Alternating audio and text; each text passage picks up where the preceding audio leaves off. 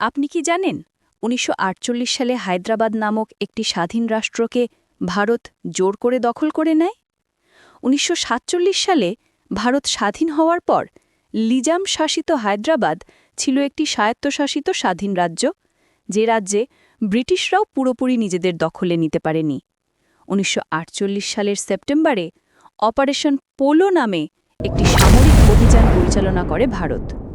ভারতীয় সেনাবাহিনী এবং স্থানীয় হিন্দু মিলিশিয়া বাহিনী মিলে মুসলিমদের ওপর ব্যাপক গণহত্যা, অগ্নিসংযোগ, লুটপাট, ধর্ষণ, শিশু ও নারী হত্যা, বসতবাড়ি কেড়ে নেওয়া সহ ব্যাপক ধ্বংসযজ্ঞ চালায়, যা হায়দ্রাবাদ গণহত্যা নামে পরিচিত। এই যুদ্ধে ২ লক্ষের বেশি মুসলিমকে শহীদ করা হয়।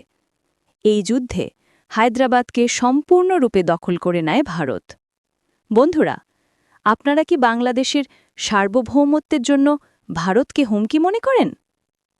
ভিডিওটি ভালো লাগলে চ্যানেলটি অবশ্যই সাবস্ক্রাইব করবেন।